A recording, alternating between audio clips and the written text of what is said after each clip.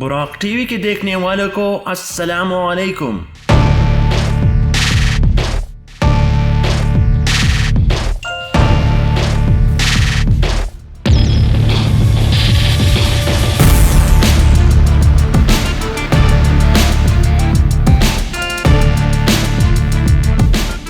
ناظرین، ایک وقت ہوا کرتا تھا جب تاریخ کو کتابوں اور کاغذوں کے ٹکڑوں پر قلم بند کیا جاتا تھا، وہ چاہے قدیم یونان کا دور ہو یا قرون اولیٰ کا۔ الغرض جتنے بھی فاتحین، سائنسدان یا اپنے فن کے ماہرین گزر گئے ہیں، وہ تاریخ کے کتابوں میں ہمیشہ کے لیے زندہ رہے ہیں۔ لیکن پھر وقت نے کروٹ بدل دی اور 21ویں صدی کا آغاز ہو گیا۔ 21ویں صدی کا سورج جب طلوع ہوا تو پہلی بار آگ جلانے میں کامیاب ہونے والا انسان اب ہزاروں میل فاصلے سمندر میں بحفاظت طے کرتا تھا۔ آسمان میں بڑے بڑے جہازوں میں لوگ 7 سمندر پار سفر کرتے تھے۔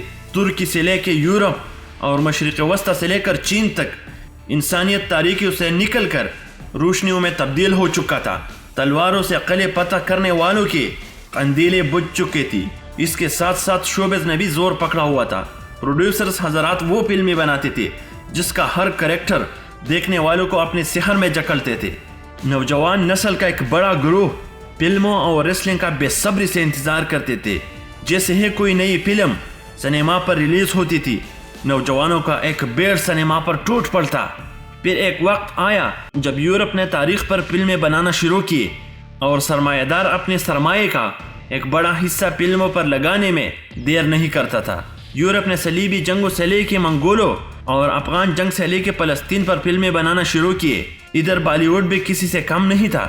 مرہٹے ایک مدت سے جنگ پانی پت میں پسپائی کا داغ دھونا چاہتے تھے، اور یوں بالی ووڈ نے بھی کنٹینٹ وار فیلڈ کے اس میدان میں لڑنے کے لیے تلوار نکالی، اور مسلمانوں کی بستی اس جنگ میں بالکل خاموش تھی کہ ترکی نے اپنا پہلا قدم بڑھایا اور تاریخ کے اوراقوں میں چھپے ارطغرل غازی کے داستان پر سیریز بنانا شروع کی۔ ابتدا میں فلاپ ہونے والا یہ سیریز دنیا پر ایسا چھا گیا کہ لوگ ارطغرل غازی کے مداح بن گئے۔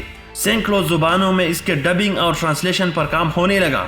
پھر جس نے بھی ارطغرل ڈرامہ دیکھا وہ پھر سلمان خان، شاہ رخ خان اور ٹام کروز کا نام لینا بھول گئے، اور تاریخ کی کتابوں پر ایسے ٹوٹ پڑے کہ گویا یہ ابھی مسلمان بن گئی ہے۔ شیخ ابن العربی کی ایمان اور نصیحتوں سے بڑے اقوال نے نوجوانوں کے دلوں میں ایمان کا سمندر بنا دیا۔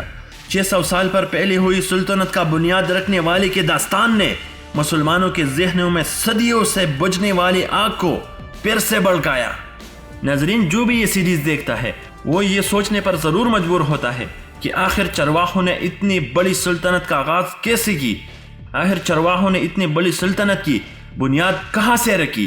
کیونکہ وہ دیکھتا ہے سیریز شروع ہونے پر ایک ضدی نوجوان سیریز ختم ہونے پر ارطغرل غازی بن جاتا ہے، جس کے نام سے دشمنوں کے قلعوں کے دیواریں لرزتے ہیں۔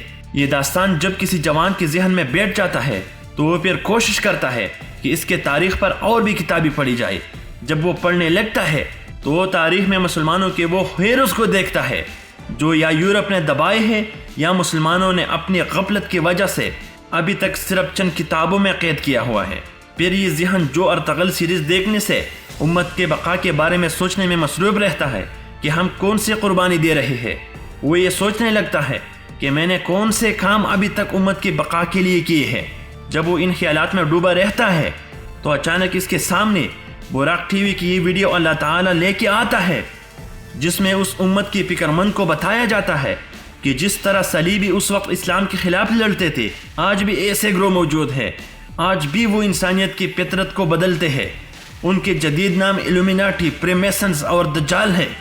براق ٹی وی اسے بتاتی ہے کہ غفلت کی اس وادیوں سے نکل، اور اگر کچھ بھی نہ کر سکو تو میری طرح امت کو آنے والے خطرات کے بارے میں بتا دو۔ ناظرین، آپ کا زیادہ ٹائم نہیں لوں گا، لیکن اگر آپ نے یہ سیریز نہیں دیکھا تو ابھی دیکھنا شروع کرے اور اپنے ایمان پر کام کرے، ورنہ اس دن اللہ کو کیا جواب دو گے جب کوئی مدد کرنے والا بھی نہیں ہوگا۔ تو اگر آپ کو یہ ویڈیو پسند آئی ہے تو ارطغرل غازی کو ضرور دیکھیے، ویڈیو کو لائک کرے اور چینل کو سبسکرائب کرے اسی طرح مزید ویڈیوز دیکھنے کے لیے۔